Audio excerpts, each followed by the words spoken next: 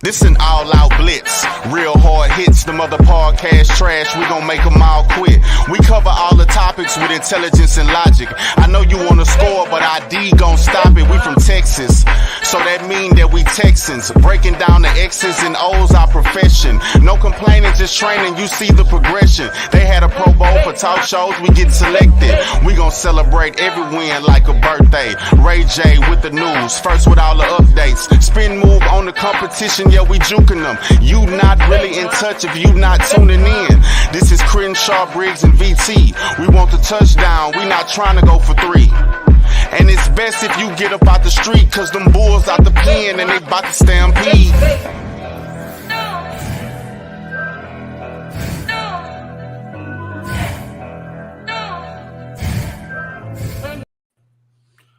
Yo, everyone, and welcome to the Texans Fan Battle Podcast. I am joined with my amazing trio, myself, Matthew Briggs, and with me I got my A1 since day one, Mr. Crenshaw. Say what's up to the folks. What's up, everybody? How you doing out there? And then, if you're on Texans Twitter and you're in those spaces, you know this guy very well. We got the space legend, VT. Say what's up to the folks. What's going on, guys? And guys, we are very pleased to have a special guest with us today. Y'all know her from the Houston Chronicle. We got Miss Stephanie Stradley. How you doing, ma'am? I'm great. You don't have to man me, though. Hey, well, you know, I'm from the South. Is just, you know, if I don't, I just feel like my mom's gonna come out of nowhere and just, you know, thump me in the forehead. So it's out of habit. But thank you for coming on here, Stephanie. How's your night going? It's great. It's great. Great to talk to you guys. Thanks for having me on. Well, let's kick it off. We kind of talked a little bit last week with Aaron Wilson about Jack Easterby parting ways with the Texans. Let's get your side of you. What did you thought of the release and everything surrounding the whole controversy of Jack Easterby? Well, you know, I actually wrote something about it in response to questions to write about it for Battle Red blog. So I actually wrote everything out. I have it as a pinned tweet right now. To me, it really depends on who you are in the story about what your perspective is, because everybody had kind of a different perspective of it. I mean, I don't want to truck in gossip, because I don't think that's fair to anybody, you know, like, right. You know, especially when you're not really in a good position to respond. And one of the things I talked about in the piece I wrote, which is it's the hardest part about all of this for everybody, is just the nature of football, that football has secrets. You're supposed to have secrets. You're supposed to, you know, keep your issues in-house if you can. You know, that's just the nature of things. But at the same time, if things aren't aligned, there are no secrets. And sometimes it's not even just leaks. It's just, you know, people talking about what their experience is with something and having feelings about how that is. I mean, I just think structurally, it is really hard to be in the position where you're considered close friend of the owner and not have a traditional football background, and to do it really quickly. Like, not specific to Jack, I just don't think that being in that role with his background was going to be something that would be easy to just do, you know, like, no matter what your background is. And, you know, he had, you know, there were a lot of questions about how a lot of things happened over time. And I don't want to rehash that, because the past is a past, but there were a lot of things that from the outside, people who were asked to spend their time and their money and their energy to follow the team just didn't understand.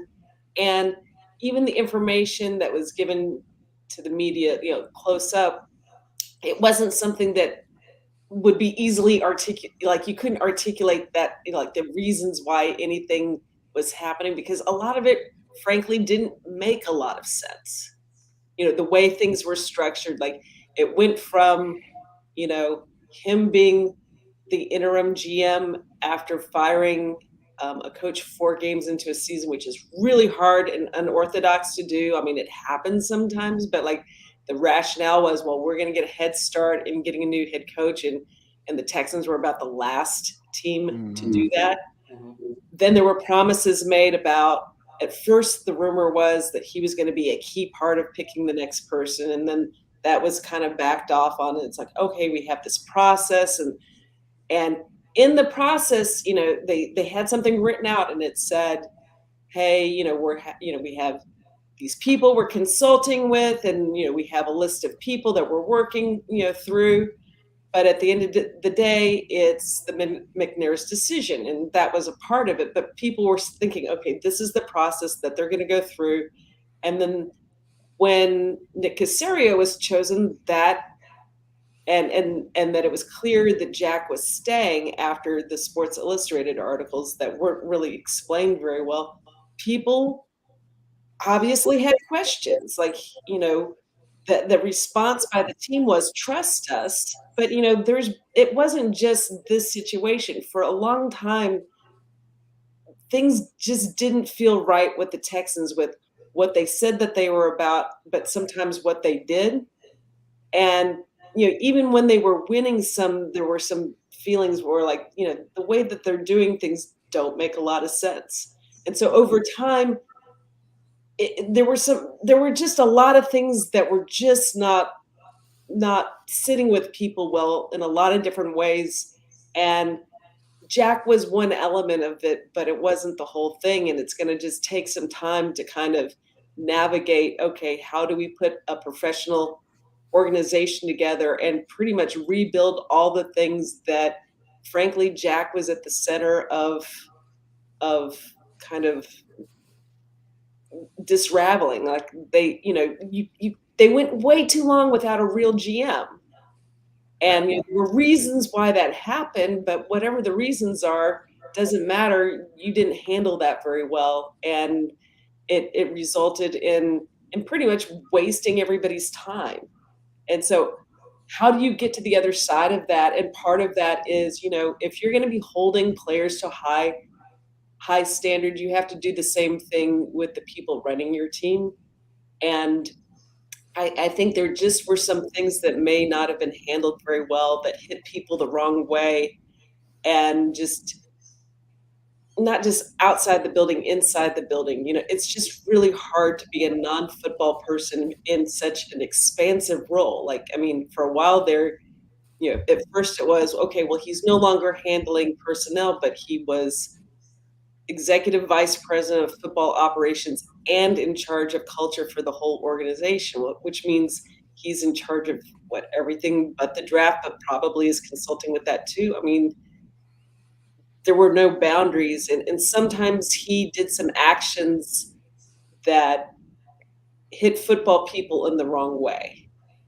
As like, if everybody has different elements of football that they're good at. Like, I understand football probably better than some people just because I've seen it up close, but I wouldn't say I'm the football person, I should do this. But when people from non-traditional football backgrounds try to tell football people how things really are, that can hit people the wrong way. And I'm not saying that, people universally saw him in a particular way, but it was divisive, and just the public things that you saw weren't helpful. Like, publicly, he tweeted a lot of different things. It was kind of, for some people, they might have found his advice welcome. And for other people, some of his tweets sounded like subtweets, or maybe not appropriate for an executive to say, just hit people different ways. Well, one approach to dealing with that would be, your job's not tweeting, leave communication to the professionals. But, he kept on doing it. Or another example of that would be, the way that you communicate with executives is to go through the PR function of the team, for example.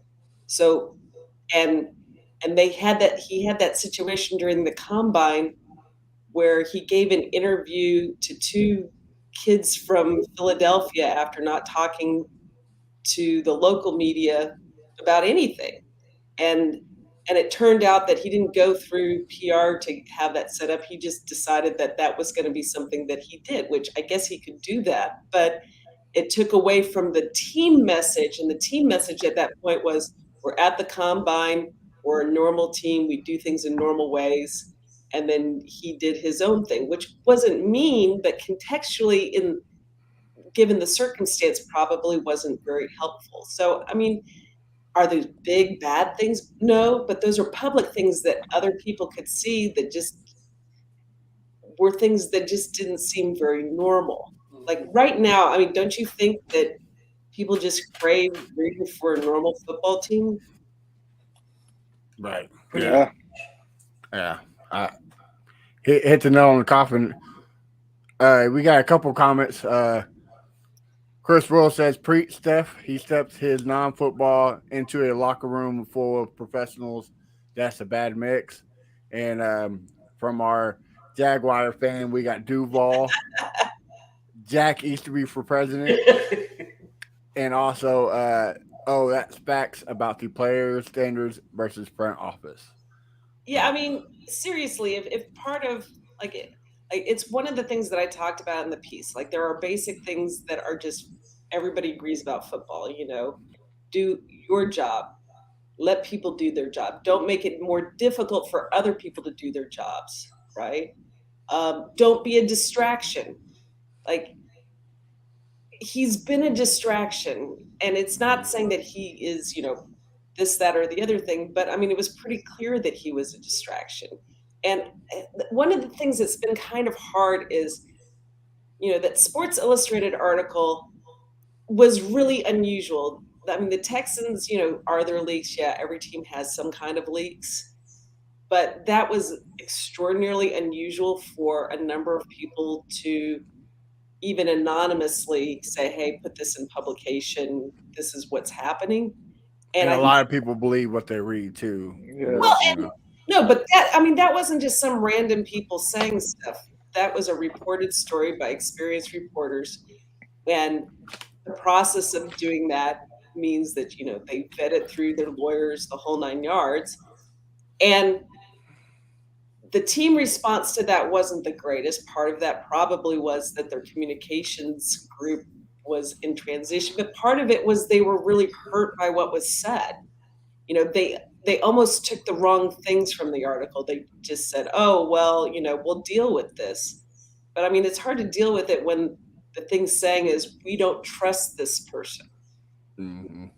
And part of that was talking bad on people that those people liked. Like you can't talk bad about, you win as a team, you lose as a team, you don't point fingers, and you have your teammates back. And there was the sense that he didn't always do that. Now, I'm not going to rehash all of the different things in there, but the article was about a lot of people concerned that this person was acting like a football person, but wasn't really a football person. And I mean, I think that is the biggest thing. If he would be, I would contend that he would say, yes, he is a football person. And a lot of people who like him would say, he does know some elements of football, but he's not a football person who should be telling football people what to do. And really, one of the things he kept preaching was, well, people can learn and grow into roles. Well, at some point, this is the highest level of football. People are spending their time and their money watching this. And no, this is not a learn on the job kind of role. Like you have to be the best at what you do. And, it was just, he just wasn't in a great position to be widely trusted. And he needed to be in that position in the role that he had. Right. And like I said, it was time to move on. Yeah. I mean, and it probably would have been I know this is going to sound strange to some listening. I was hurt that there was anybody in the Texans community that was loathed as much as he was. Okay, so what do you do with that? You either go, I'm proud of that, which you can't really do in a team sport. You can't be proud that people don't like the job that you're doing. You have to figure out a way of dealing with it. And I think some of the ways that he tried to build trust with people ended up being kind of counterproductive, that he was trying to PR his way through getting people on his side. And part of that was, the articles that talked about how nice he was and how helpful he was to people. And he really did champion people. And if he championed you, then you were golden. But if he didn't like what you were doing, then that was also a problem. Right. And it just it would have been better off for everyone had he left earlier, but I think he felt the obligation to stay and help longer. And frankly, he had a very big contract and long-lasting contract that I think others might have found alarming. Can I ask you some specific questions that affect the product and the field? Because I think you've explained, the overall issue that you have with Jack Easterby, and it's not a question. It's not my issue with Jack Easterby. I'm just trying to say, okay, what is the fairest way of talking about this to people who had different experiences with him? But just to focus on the product and the field, because at the end of the day, when Texans fans like me and others that have commented, think about. What I want to know, and you may not be able to divulge all the information that you actually know, and I'll respect that, but I do have to ask the questions and see if you can answer them. I got two questions, and one of them is before Casero came on board, and one of them is after Casero came on board. Sure. So one of my favorite players was Hopkins, and we all heard the story about Bill O'Brien and how it was more Bill O'Brien than Jack Easterby that kind of pushed Hopkins out. Well, go on. I mean, if you have something to say about that, let's hear that before I move on. That's kind of a hard story to tell where it's fair to everybody telling it. I mean, it was pretty clear that O'Brien and Jack Easterby had issues with whatever the thing is. And that whatever the thing is, don't really want to talk about it because part of whatever the thing is not fair to talk about with anybody. Right. Okay. But whatever that thing, whatever the thing is, let's just put it that way. You can make just the football argument that it's not good to have somebody who wants to be paid a lot, is a wide receiver that wants to get paid a lot, and you can get value for a wide receiver. I mean, there's plenty of wide receivers that have been traded for great value. And you could have made that argument. Unfortunately, the way that they did things is they took on David Johnson's contract, which before that trade, this is not in retrospect, before that trade, the analysis was that David Johnson had an untradeable contract, that nobody would want to take on that contract. And this is not a mean thing to say. I mean, he just had an injury history. He wasn't performing very well. Running back contracts are probably the least valuable contracts that you can take on. Not to say that running backs aren't valuable, but you don't want to be paying a premium for them. So when they did that, it was shocking. Just the timing of it, what he had meant to this specific team, because it's not like they had a whole crew of wide receivers on the side. His relationship with the quarterback that he had, I mean, it just took a lot of people by surprise, and it could have been justified better had they had good value for him. But not only did they not get good value from a draft perspective, but they took on a terrible contract too. Yeah. And then their explanation of that afterwards was so insulting to everyone. And it almost sounded like Bill O'Brien had been taken over by some spirit. I mean, he goes, well, why are we doing it? Because of capital T, capital E, capital A, capital M. And, you can have that point of view that you really want particular people for your team, but to say that publicly and to justify in the most juvenile way, didn't treat anybody like adults. It didn't treat the players like adults who all had their own relationships with Hopkins. And it didn't treat outsiders like adults. Like, we're all adults. We're not irrational people. If you have a rational thing that you're doing, explain it. And then, Hopkins afterwards was like, yeah, I wanted more money, but I wasn't trying to break the bank, and this was surprising to me. But I don't want to hash behind the scenes stuff, because frankly, some of the talk that way is straight up defamatory. Like, if you're not asking people for comment on what that specific thing is, and you just put it out there without confirmation, yeah, that can be defamatory. And I don't want that business. And also, it's just not fair. It's just not fair. So yeah, but that whole, just from the public point of view, you traded away a player with value, and you took on a contract that was supposed to be untradeable. Like, the Cardinal fans I knew were like, what, we got rid of that contract? Mm-hmm. Right. Yeah. They're all happy to get rid of him. Yeah.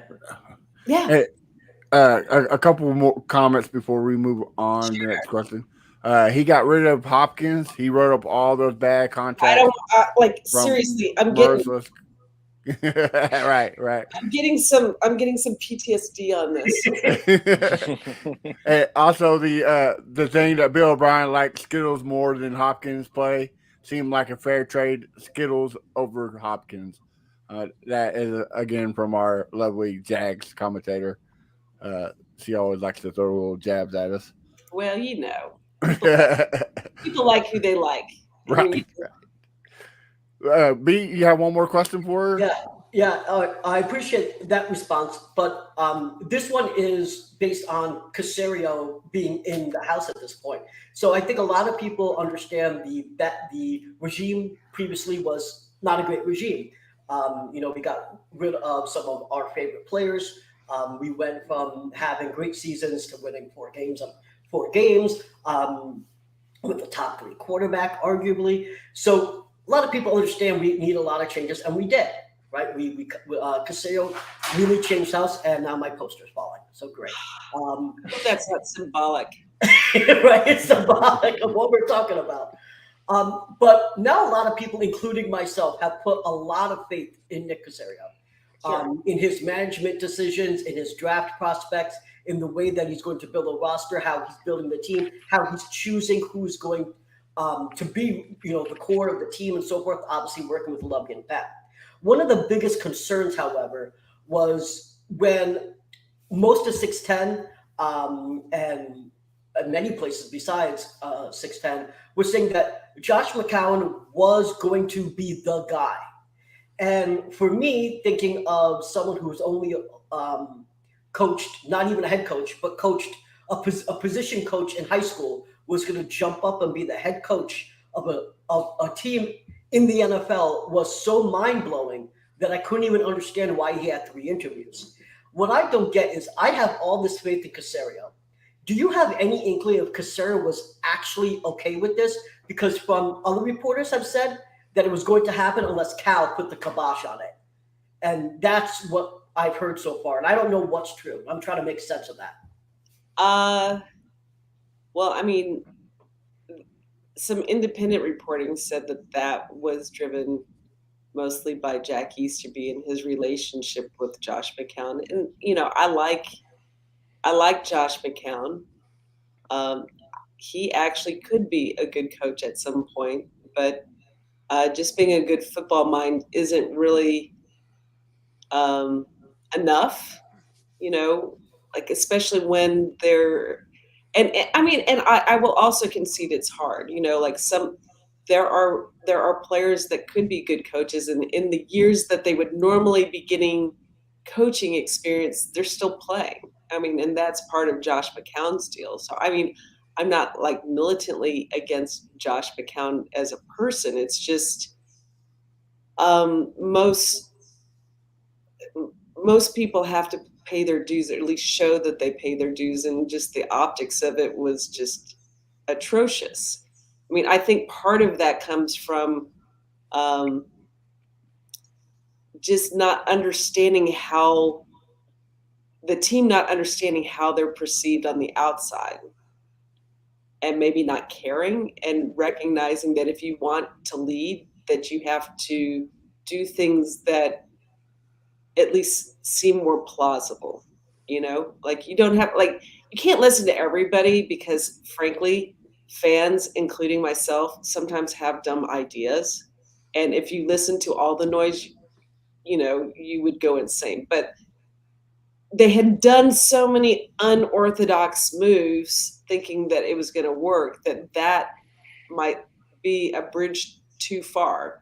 Now, I think that the full thing is, I want to go all the way back to 2002 and Bob McNair kind of trying to almost make the Texans kind of like, okay, we're starting a franchise from scratch. What would you and me like in a franchise? And part of that was that the owner does things that owners need to do. And the main part of that is write big checks and hire good football people, and then get out of their way. The other component of that is Bob McNair really made a focus on it not being about himself, but it being about trying to make the best fan experience for all fans. And Right. If you're looking at the Texans at their best, especially in the early years when they're hungry and they know that, not everybody wants to be a Texan fan or an NFL fan, like they have their college allegiances or they might like a different team. He knew he needed to earn every single fan, and they were very humble and very hungry those early years. And they had to invent a lot of stuff themselves, really, because the NFL wasn't very helpful in a lot of the ways that they started the franchise. Like, they weren't helpful with a lot of resources. When the Texans had their expansion draft, both their draft and the Browns draft wasn't as good as the Panthers and the Jaguars draft, expansion draft things, because those two teams got better really fast because they took advantage of the changes in the salary cap. And so they were able to get a lot of great players in a very quick time, and they found early success. And the rest of the league goes, man, that's not fair. So when the Browns came in and when the Texans came in, they didn't have those same types of advantages. So if you go back to those early days, and one of the things that Bob McNair really appreciated was patience with the franchise and trying to build things over time and having patience. Now, all of those things sound good theoretically, but in practice, sometimes that's hard. Sometimes you have too much patience in some things and not enough patience in others. And I think sometimes they've lost their way on some of those things. But I think that they want to get back to some of those things. But, like, for example, the coaching decisions that have been made so far with Nick Caserio, are those Nick Caserio choices? Collaboratively, I guess, but I don't think that those are his choices. I mean, he has to support them, and he's trying to make it work. And this is the circumstance he's in. And sometimes, it's like the Shakespeare thing, all's well that ends well. And, sometimes what you have is really what you need. But now, Jack is gone. Nick's been here long enough that he has kind of a better lay of the land. I think there should be a lot of confidence in what Nick does, because he has some skill sets and relationships that a lot of people don't have. There were reasons why Bob McNair wanted Nick Caserio to run his organization. And there's reasons why he has it now. And I think he's better at the things that he's more experienced at, like when he's doing GM stuff and talking about GM things. And he doesn't really need to over-explain sometimes, like just be the GM you have the job, you don't have to over-explain. Like when he does GM things and the head coach does head coach things and really runs the team, and the owner writes the checks, like you see how the Astros are. Like that's what you want. You want people to be in their roles, doing their roles, and putting the players in their specific best situations to succeed. And that's what they're planning on doing. And it's just going to take some time before people have more trust in things, because there were untrustworthy things that happened and some untrustworthy rumors of things that happen. And, that's really kind of hard to manage. You can't really manage all that, but sometimes leaks happen because things aren't right. Wow. Okay. Crenshaw, you got any questions before we move on to about the whole Jack Easterby or anything else before we move on?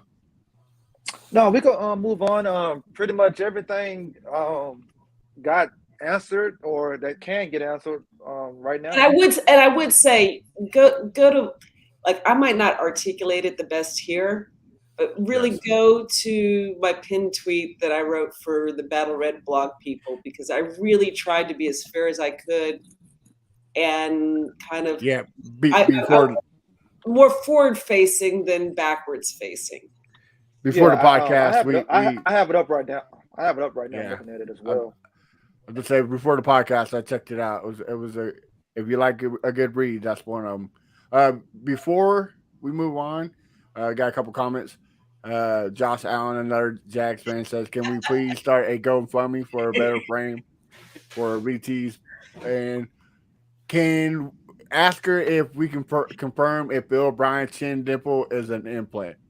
Oh God, Jag fans, man, they're on one today. You gotta give it to them. I got it. Well, Miss Stephanie, there's been some rumors and some transactions. Gruger Hill was just let go, and trade talks of Brandin Cooks. Are we going to see a Cooks trade here in a couple of days, or what's your opinion on it? Well, I mean, things might have been different if they played better in the fourth quarter, but I mean, and what's kind of strange about this situation is, some people want to fully pull the plug, but if we're just talking about divisional races, they tied the Colts and they beat the Jags, and they're fixing to play the Titans. And it's a winnable game. So yeah, I agree. Yeah. So, I mean, but if you're an experienced player and if you're a winner, you want to win. Mm-hmm. And, frankly, they're not really in a great position for that for a number of different reasons. So, everything at this time of year is assets. Brandin Cook is a great player. He would probably contribute better on a team that had a more experienced quarterback. What is that value? Now, it's pretty clear that, he's expressed confidence in Nick Caserio. He's had some interesting social media interactions where he's liking tweets about him moving on. But I don't think that, as we saw from the former quarterback trade, Nick Caserio is not interested in yard sales. The dead money's pretty big for next year if they go this direction. And you don't have a lot of great if you trade him, are you compromising the rest of your offense? He hasn't had the best connection with Davis Mills this year, and he's had a number of drops. But at the same time, he's a valuable player, and it may be difficult to just get those reps in. I don't think they want to do a yard sale, but if they get good value, I think they'd want to do it. My personal preference, and not just because I was born in Wisconsin, is I wish that he would go to the Packers. root for the home team, but not for the home team. I get you. Well, no, it's the NFC. Right. He knows Randall Cobb. They certainly need it because of just the shape of their wide receiver group. Yeah. But it's just a question of like, okay, and you're getting a player that is under contract. So, I mean, my thing, like, some people are very definitive, like this should happen or this shouldn't happen. And with all of these topics, there's pluses and minuses to anything that you do. I mean, I really like that kind of thinking. But at the same time, we also have to realize that these people are people. Right. They're not right. Madden. They have limited careers. They work really hard, and it's really hard. It's hard to be playing for a team that keeps losing. I mean, that's on you, even if you're strong. Yeah. Well, Crenshaw, do you have a question for Miss Stephanie about the transactions? What would be good value if they do make the trade to eat that dead cap? I don't know. I mean, I don't know what good, like, it's almost one of those, it when you see it, and the discussions out there is that they're interested in draft picks and not people. Sometimes there is some monetary considerations with how they handle salary and things like that. So, I mean, I think a lot of it is just kind of looking at it all together. And, the timing of this is kind of strange. Like, like in the off season, a player might have a little bit more value because you get to go through a training camp with them and you get to have them on their roster for a while versus, hey, here's a guy that, our team sucks and this guy's disgruntled having to play for a sorry team. So I don't know what they can get. I don't know what would make for feeling like good value where you're eating all of that salary, that dead cap. Yeah, that's fair. I mean, but the trend nowadays is that teams are feeling more comfortable eating dead cap. Yeah, well, especially this team. So it would have made more sense to trade him to Green Bay during the draft, correct? There's different times where players get traded. I mean, there's certain times that don't make any sense at all. Like, when they traded JD Clowney, that was yard sale. Like, because he was ready to play for the team. Like he missed all that camp, but he was ready to play and prepared to play. And then they're like, okay, here's some random guys.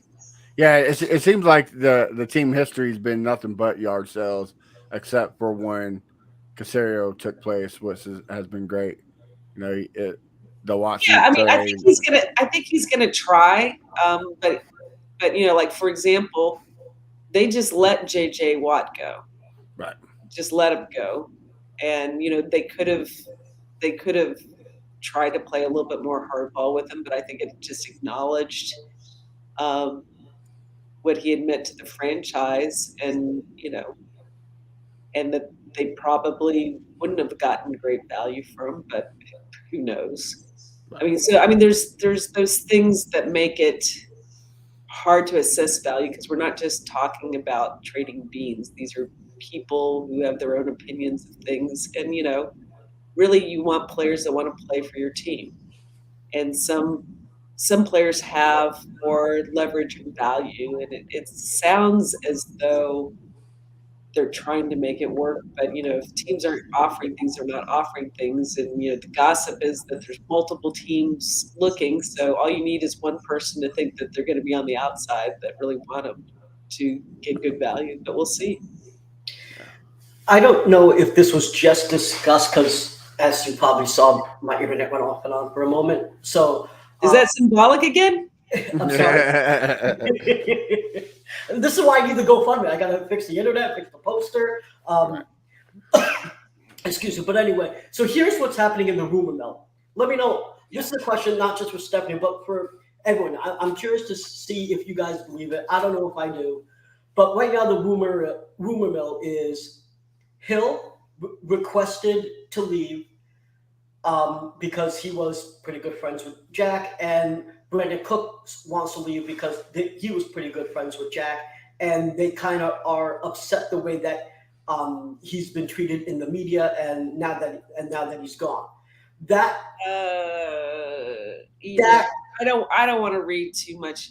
I don't want to read too much into things. He clearly had good relationships with different players on the team.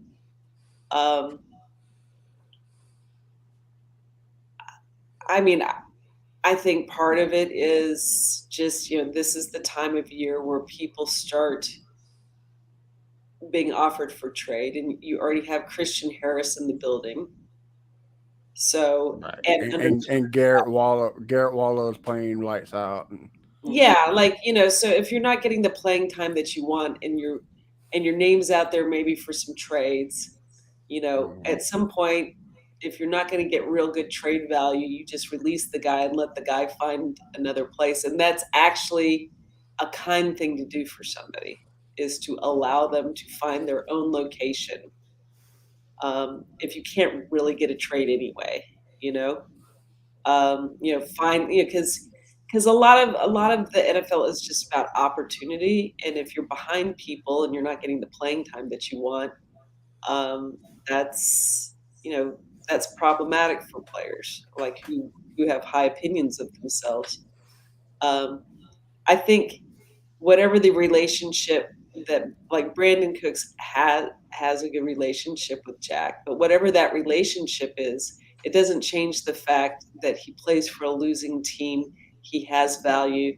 Other teams are in desperate need of wide receivers, and that would happen whether Jack had been on the team or not with the team. But whatever the case may be, there should never be a situation where one guy is so important for particular players, because that actually ended up being a bit of a problem, where there was this sense that and this may not be something that Jack intended, but there was the sense that you were either a Jack guy or not Jack guy. And it shouldn't be like that. It should be everybody's a Texan. You shouldn't have to worry about kind of being divided. Being divided, or the kind of the corporate politics of it. I don't think that there was as much of that this year as there was that sensation in 2021. Right. 2021 had a lot of different voices saying a lot of different things, and a lot of paranoia because there had already been an obvious leak. Right. So it was not the most trusted environment for anybody. Whether you were inside the building or outside the building, or doing media activities, or for fans. There was just a lot of some of the things that people thought about the Texans were way out of line. And some of the things that people thought about the Texans were true. But there was no real mechanism to separate the truth from the fiction, because the things that were happening that were obvious and open were kind of odd. So when you have a situation like that, it really does get more difficult to kind of have that sense of normalcy. Okay. A couple more comments before we move on. I just followed you on Twitter. Shout out to women involved in NFL. You're so smart. I think Sam is I have brown nose a little bit, but no, I have lots of friends who are Jag fans, and I think part of that just kind of comes from our mutual hatred of the Colts for being kind of arrogant asses, and the Titans for the obvious reason that they're the Titans. And then we got one more that says, I don't like the idea of trading Cooks. Our receiver core is thin as is. He's one of the most consistent receivers in the league, and we're completely convinced that he's falling off a cliff. IDK. My view on Cooks is I watched him all camp. I am surprised by the drops that he's had this season because they're higher than I would expect. I do not think that he has fallen off the cliff. I mean, I think he has a lot of focus on the team for exactly the reasons why you don't want to trade him, which is they don't have that number one guy other than him, and he's not like the typical number one guy. Mm-hmm. Like he has been sneaky productive with a lot of different quarterbacks over a lot of period of time. I think that he would prefer to be in a situation where he had more help, frankly. Right. Like they have a lot of wide receivers, and I do like some of the wide receivers that they have, but I don't think that they are as consistent with just the basic wide receiver thing, which is you got to catch the ball, you got to run precise routes. I think they have a lot of athletes right now, and frankly, like when Andre Johnson started, he was more of an athlete than a wide receiver, and then he became a wide receiver. Right. Like he became a wide receiver, and you have to have those skills so that as you progress in your career, you can still get separation because you run routes better than most people can run routes. I do like, targets are not just wide receivers, and I do like the Caserio move of bringing Jordan Aiken back on the team. He's pretty much caught all the balls going his direction. He had a huge game Sunday, so. And at least when he was through here the first time, he struck me as a sharp guy that really tried to be a good teammate and blah, blah, blah. But, I mean, you say all those words, but, I really liked him as a player, and I was sad that he was gone, and I'm glad that they brought him back. Yeah. I thought he was a decent player. Like, he's not Gronk or something like that, but, you can only catch the balls that go your way, and I thought that he did a pretty good job of taking advantage of the opportunities he got. Gotcha. All right. Well, let's jump into some games if there's no other questions. Yes. Sound good? All right. Yeah. Well, we went to Las Vegas, and sadly, we did not get the outcome we had. 38-20. Stephanie, I'll start with you. What was your thoughts of the game? Who impressed you and did not?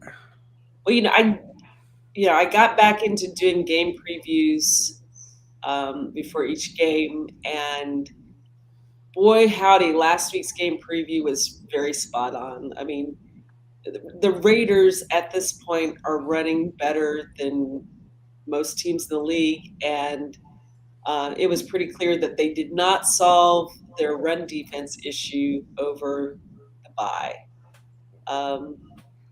And so if you can't get back on the field in the fourth quarter, you're going to be in trouble. Or if you're just allowing that many yards, right, you're going to be in trouble. It's pretty disturbing that, if we were playing Madden, you would just keep on running the outside.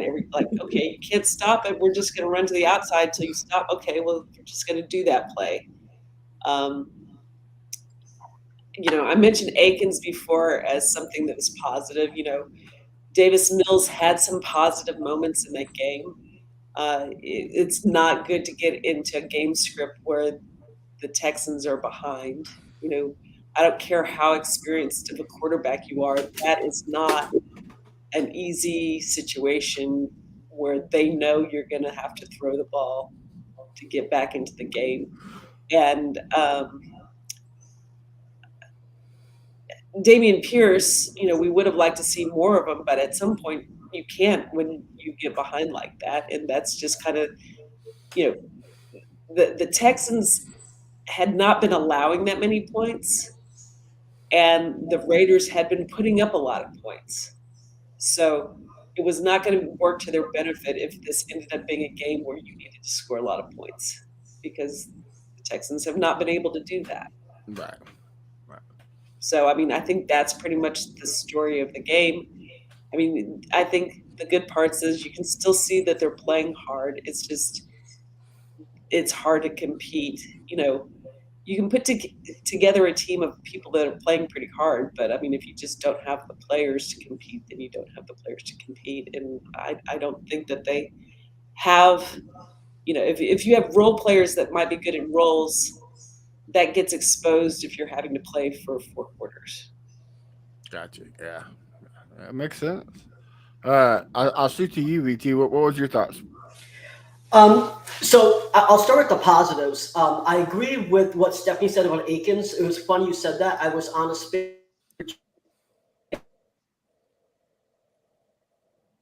I think your wife. I think your Wi-Fi went out again. Oh, are you kidding me? You're back. Yeah, you're back now. Yeah. Yay! Okay. I'm sorry. I don't know why I'm having all these problems today. It's actually been the first time we've had these problems.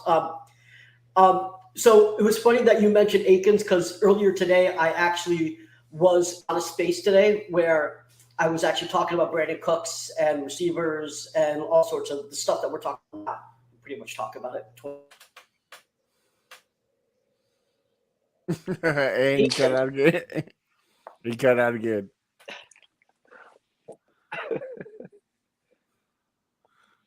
Guys. Yeah, we're here. Yeah, we're here now. Okay. What I said was that Jordan Akins pretty much is essentially looks like the best receiver on the team right now. There were 3 times where he converted on 3rd downs, and he actually converted on a 4th and long. So we had real issues converting 3rd downs, and he was the star. He converted on 3rd and 3, 3rd and 4, 4th and 9, I believe, 4th and 7 or 4th and 9. I can't remember off the top of my head right now. He was getting yak yards. That run that went to 39 yards, that shouldn't even been 39 yards. Yeah. Nope. I'm gonna say another positive while he's out. Philip Dorsett. Yes. You know, over the summer, one of the things that kind of bothered me was just so many drops in training camp against error. And my own personal view, my personal view is you practice like you play. And if you're dropping against error when you're not playing a game, you're going to be worse in a game. And some of the wide receivers that the Texans have had over many years that had drops in practice, and people are like, why isn't that player on the field? You know, that's the issue. But Philip Dorsett is a professional wide receiver.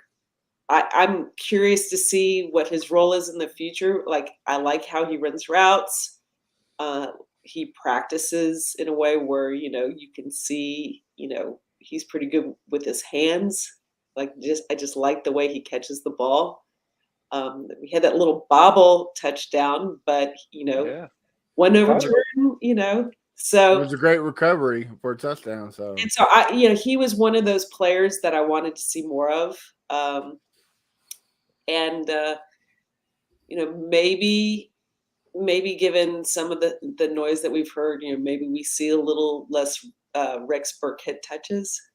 Like, that'd be awesome. I know that people are kind of wound up about that, and I think part of that is just trying to give Davis Mills some more kind of comfort and help as far as, you know, feeling comfortable with protections and things like that. But, you know, running back is one of those positions where you can be very successful at it, even as a rookie, as we're seeing with Dameon Pierce. And, you know, we would like to see some progress with maybe some other players and some other opportunities, because there's only like so many touches in a game. Yeah. Well, Chrysaw, since VT really just left us, what's your take of the game? Oh man, the game started off great. I like the way that Mills was getting the ball down the field, getting the ball out of his hand quick. Pep his scheming looked good. looked good and everything, and then we got to the fourth quarter and they turned back to the Texans again. I don't understand why we can't put together, 4, good quarters. But I mean, maybe we'll figure that out later on down in the future. But I feel like Pierce, he got his touches, 24 touches. I think that's about good for him. Rex, I'm tired of seeing him there. I think that's how you say his name. There. That's how you say his name? There. I'm the last person to ask. I think it's Dar. Yeah. Well, we'll call him Dio.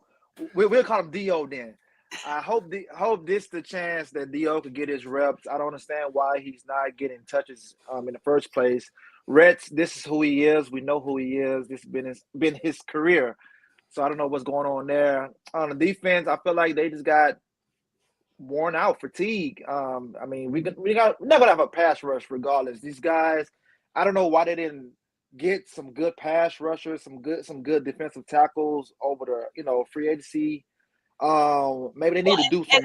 And one of the things I want to mention with that is, and part of this goes into the next week's game. The Titans talk about being a physical team. They want to out physical you. And if you look at the way that their team's put together, it looks like a physical team. Just if you just looked at the roster and saw like how big people are and all that. If you look at the Texans, they talk a big game about being a physical team, and I think they're a pretty fast team. Mm-hmm. But all up and down that line is not a very big line relative to the league.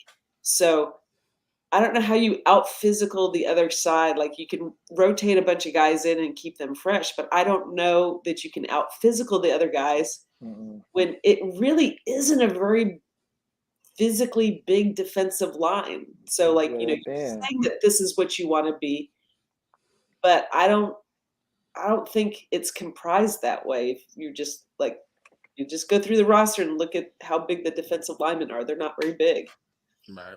Yeah, I think they didn't do some more, maybe more run blitzing or something. They didn't do something to stop these guys from running 150, 160 yards. I think it is like on the outside. Like, there's the thought that, in Lovey's defense, everybody has to play their role. And if any one person's not in their gap or setting the edge right, then everything falls apart. And, you can't have the linebackers needing to have that many tackles or the safeties having, there's all that discussion about we're just not tackling very well. Well, you can't let the guys have a head of steam going past the defensive line or being able to go to the edge like that. It's hard. It's hard to get yards on the edge in the NFL because people are so fast. Now, I will give the Raiders credit. They are a really good running team.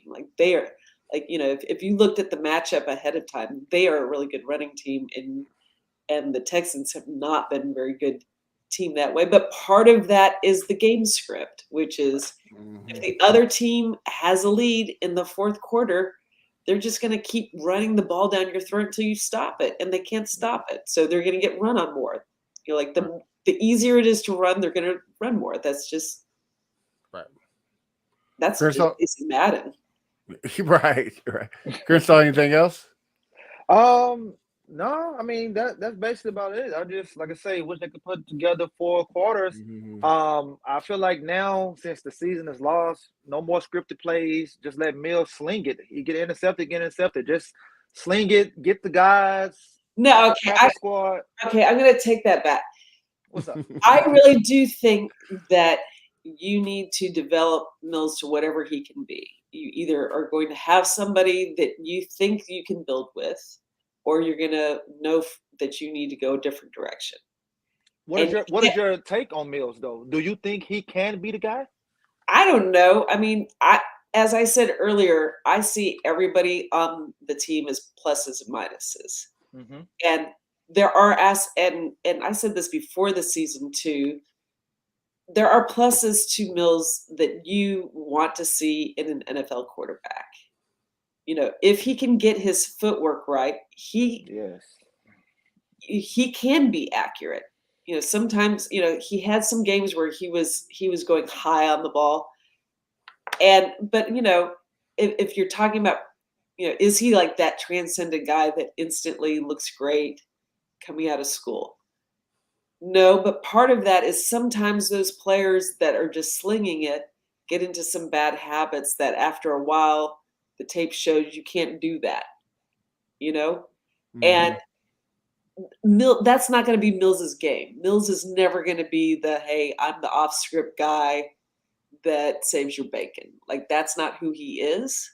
But that's not necessarily bad. Like, if he has some things in place, there are moments where you go, hey, he looks calm and he's doing the things that he should do and he's looking beyond where he is years wise. But he's not going to be the sling it guy. I do think that they could do things in place to make things easier for him. And I don't like when they go heavy and then go, okay, you know, we're keeping all these blockers and you only have a few targets. I don't much care to see too much more of that. But they're trying to develop him like an NFL quarterback and see if it sticks. I don't have a lot of optimism for him, but you know, you really shouldn't, given where he was drafted and all of that. But I mean, he really hasn't had that many games under his belt because he came into the league kind of in the weird COVID time. Right. So like, I know that like some of the dialogue is like, you know, he's garbage or he's the future. And my view is he is learning something every game and we'll know more by the end of the season. I don't think that we're on that kind of let's wait 5 years David Carr train because that doesn't exist. It shouldn't have existed then either. But it's interesting. I mean, he has some interesting parts of his game. He does have the kind of disposition that you would like in an NFL quarterback where he's not getting too high or too low. He has decent coaching. So we'll see what he is, but I mean, am I like super optimistic like I'm on the Mills train, this is going to work? No, but you know, this is what we're going to see. Right. And you know, it'd be nice to think that, you know, you're going to have that transcendent quarterback that just kind of comes out of nowhere. But, you know, generational quarterbacks are hard to find. I mean, look at the whole league. The whole league is having an NFL quarterback issue right now. Yeah. Because some of the quarterbacks got old. Some of the quarterbacks are young. And some of the quarterbacks didn't necessarily have the best coaching around them or the best scheme around them. But coaching matters. That's what this year's talking about. Like, you can see so many situations where, you know, how the quarterback play is a coaching matters thing, either positive or negative. Yeah, most that. BT's, now that you're with us, hopefully for good. You want to finish? Yeah, I'm on my phone now since my internet keeps going in and out. So I apologize, guys. No worries. So I didn't get a chance to talk about what I want to say, so I'll quickly do it because I know we're over our time, but I'll just try to speed through it as much as I can. So just leaving off what I was saying, what I said last was that I really did think that Jordan Akins did a great job. He was converting third downs. He also converted, like I said, a fourth and long. What I was really happy with, I was happy with Mills. Mills actually was accurate. You know, first game that he's thrown over 300 yards, 2 touchdowns. Yeah, he had that pick 6, but I'll talk about that in a second. Collins really has shown up. Nico Collins, unfortunately, got hurt with the groin injury, but the Chargers game and the Raiders game, he's looked quite good. So I will say I'm happy with that. Kenny Green is definitely good at the run blocking. He still has some issues with pass protection. And when he gets frustrated, he commits penalties. That's got to be resolved because he's done that now in the fourth quarter multiple times. And stalling out drives because of penalties is something the team cannot afford. Not just now, but in the future. So that's got to be resolved. We do need to resolve our center position and our right guard. So there's obviously lots of different things to resolve. And obviously the biggest one, which I think all of us can agree with, I think every single person in the nation who watches Texans games can agree with, that our run defense is absolutely atrocious. And that we definitely need to put that as a first round pick there to get, you know, whether it's Jalen Carter, Will Anderson, Miles Murphy. I mean, we've got to fix up our run defense. That has to be a priority. But as we were talking about Brandin Cooks, I also think you throw in high in that consideration. You throw up in JSN, and then one of the reasons why I guess I'm going to consider myself a pro trade for Brandin Cooks is because I do think he's aging out. He's getting to the point where he's only got maybe a couple of years left in him where he can play at the level where we would want him to play, and we're seeing a tremendous amount of degradation compared to last year. Now, how much of that is mental? How much of that is due to age? How much of that is just being upset that he's on a losing team? I can't tell you. But what I can tell you is that the drop off to me seems significant. I know, Stephanie, you don't think it's as significant, but I definitely think it's an issue. I love Brandin Cooks for he hasn't been here that long, but for years. I think he still has value. Just age is undefeated with that, and so obviously there's the age thing. Unless you're Justin Verlander, but yeah, you're correct. And the other thing is,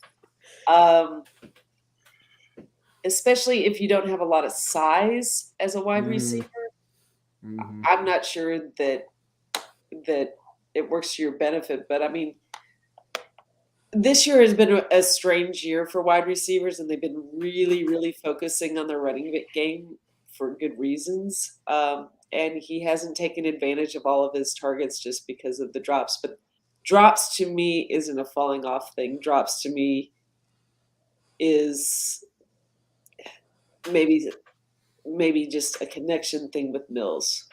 Like, I don't think it's a big drop off, but yeah, he's not a rookie. He's not in a rookie contract. He has a value, but it's like what we were talking about with DeAndre Hopkins. Wide receivers who have experience eventually will fall off, and so you try to get value while there's still value to be had. So I mean, I'm not pro or anti. I'm just like, hey, if it happens, it happens. Yeah, no, give me a deal that makes some sense, and I'll talk.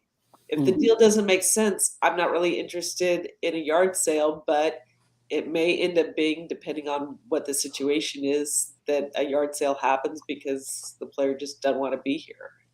What do you think would be an equitable trade? We went through that. When I was off, huh? There's a lot of you was MIA. There's a lot of things involved with it. It's just the different factors of, draft picks, if there's player considerations, if there's money involved, some kind of combination of that. Right. If it was a straight up draft pick, no players, no monetary compensation outside of, just picking up the leftover contract, nothing extra. I don't know. I need to see it. I can give you my number. My number is, if we can get a third for him, at least, you take it. And I think that with a third, Nick Cassera can do a lot with that third. We saw what he did with the fourth. And I think he almost like doesn't want draft picks. Like there's like, a handful of guys that he really likes, and then he just would rather not use the rest of the draft picks. Just not have rookies. I mean, it's pretty clear that he doesn't care about rookies. I mean, he probably shouldn't even be talking about rookies, because sometimes the way he talks about them, if I was the rookie, I would not like it.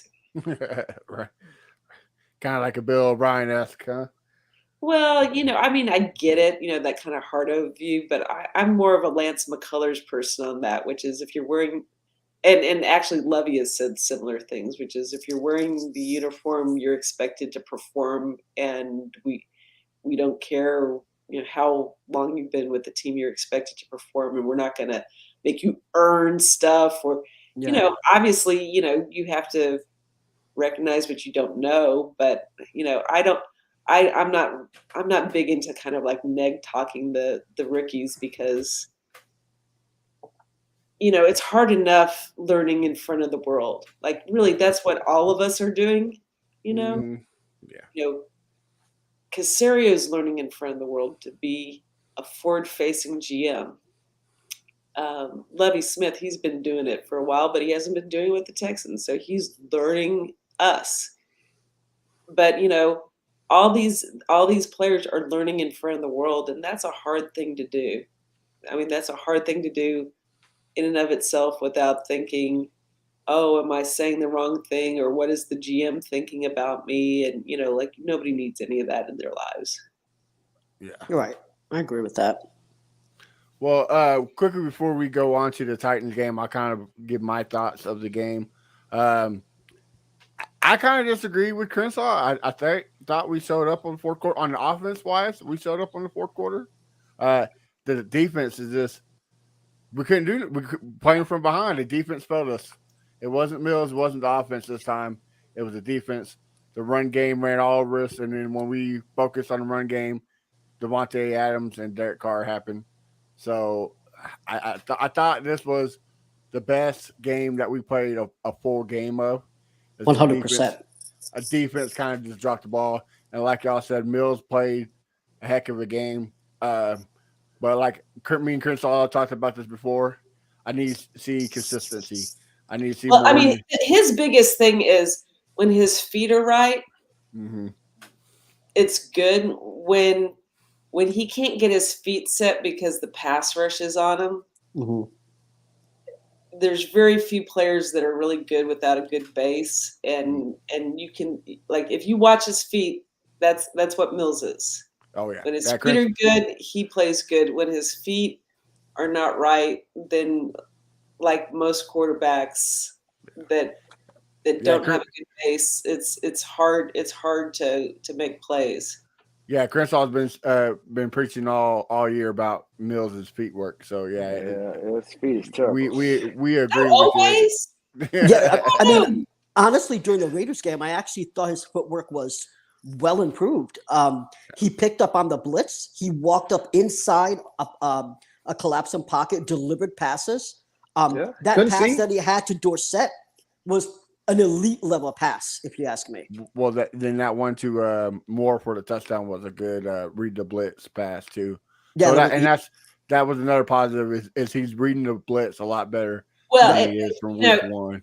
He's getting rid of the ball really, really fast because he's had to get rid of the ball really, really fast. Right. I mean, there was a number of times where he was lucky he didn't just completely eat it because the pass rush was in so quickly. And, it's hard to tell from the outside what the reasons for that are. Like, was it something that he didn't call or whatever? But, when he was trying to come back, there were some times where he just could not get his feet under him because he just didn't have the space to do it. Yeah. Well, moving on real quickly because we don't want to keep you all night, Miss Stephanie. Let's move on to the Titans game real quick. What's your predictions of that game? If you had to shoot out a score, what do you think? See, I have to say this is my own personal bias.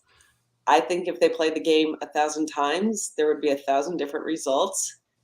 So I am really not a good game prediction person. I mean, you're not I understand why. I understand why they're favored. This particular game is pretty difficult to predict because we don't know if Tannehill is going to be right for this game because he had an ankle injury in the last game.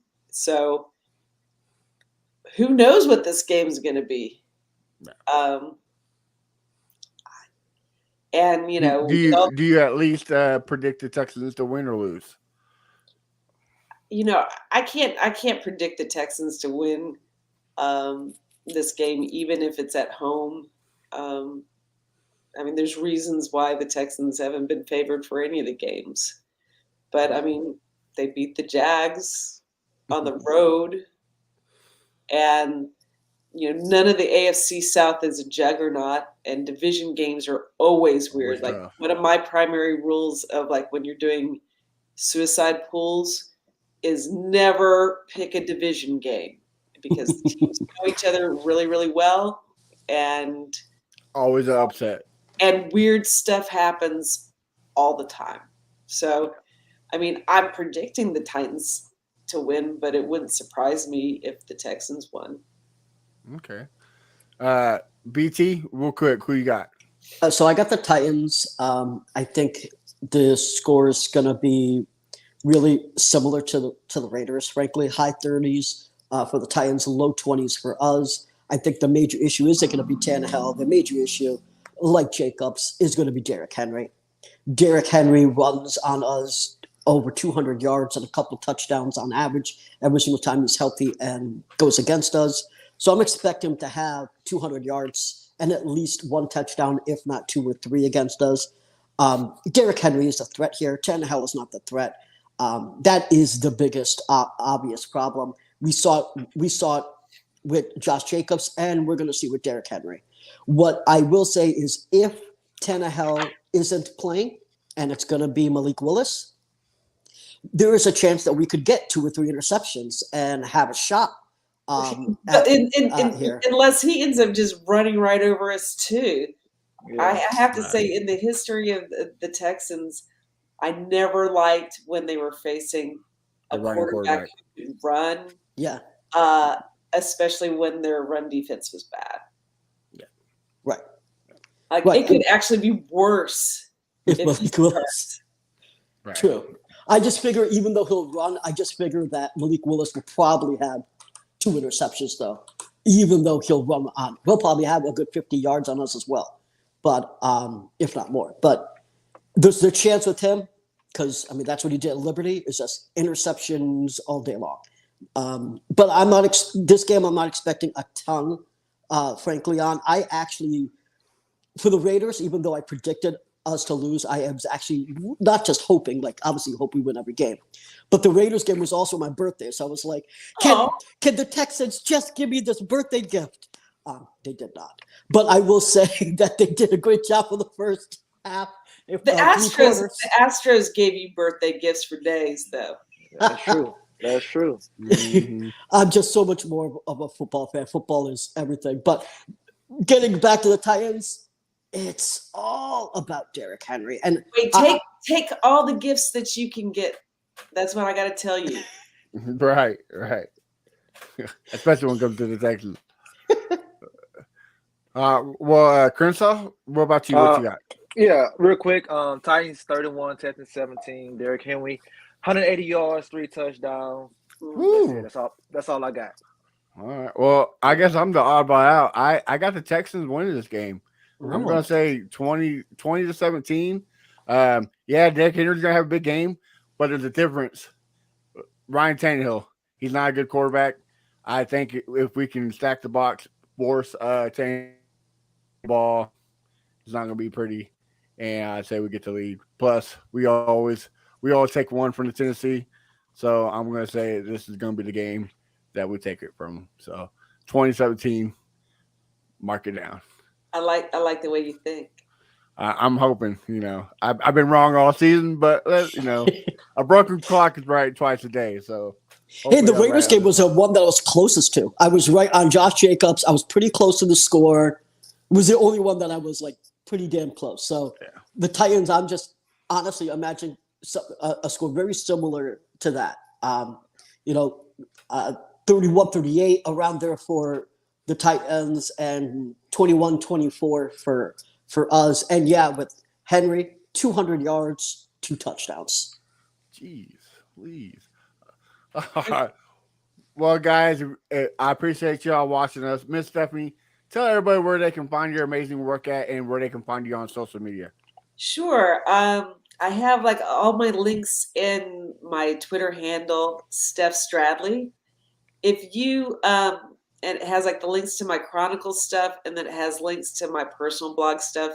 If you Google any version of my name, it takes you to my personal blog where I put my non-Texan stuff or things that just don't fit at the Chronicle very well.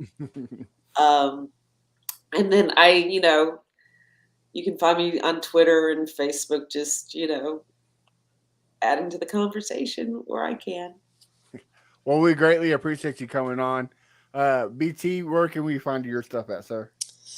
You can go to Brown Chubby Bear when I have internet. You can go on Twitter. I'm either pissing people off by tweeting at them, or pissing people off when I'm in a space, telling them that they're wrong and I'm right. So wait! It doesn't have to be that way. It's a joke. I'm really not that way. We don't have to debate each other. We just have to disagree. It's a joke. It's a joke. Most of the time, even though I disagree with a lot of my friends on Twitter, we're all friends at the end of the day. But That's how it should be. it is fun to be like, I was right, every once in a while. But you can also find me on Reddit. I'm Chubby Brown Bear there. So you can find me on Reddit. But I will also ask everyone to go to TexansFanBattle.com, the actual site. So what I've been doing lately is I've been doing in-depth recaps of every game. So I've been liking that format that I've been doing after every game. Some people have messaged me and say they like it because I do go over particular plays and plays that in detail. So some of the things that you may not catch right away when you're watching it, I will watch the all 22 before I write it. So I have a little bit of knowledge there, and some people like that. So I say check that out. I'll do that again. After the Titans game as well. So definitely check out the articles. I have some good articles, some about Jack Easterby's, some about Davis Mills. Check it out. TexansFanBattle.com. Yeah, if you like a good read, always check out BT stuff on TexansFanBattle.com. Crenshaw, tell us where we can find your amazing stuff at. You can find me at Fifth Ward Crenshaw and every social media platform, same name. And you can find me. I'm probably going to start changing my name to Sadden Texans fan again. But right now, you can find me at A1 Day 1 Texans. Also, guys, make sure you follow our Instagram. Been having some cool games and stuff on there, like Guest a Player. Last week was Dominic Davis. Only one person got it right. Everybody thought it was Derek Stingley. So, so make sure you check it out. Some great stuff coming on. And Dominic Davis Williams. Yes. I forgot to add that hyphen. Yeah. Yes, such a great player. Me's forgotten about him. But Miss Stephanie, again, thank you for coming on. We're definitely gonna have to do this again. We greatly appreciate it. I appreciate you guys asking. Thanks a lot. Thank you very much. Hopefully we come home with a win. If not, we'll get number one draft pick. Until then, guys, we'll see you next week. Have a good night. Go Texans. Go Astros. Go Astros.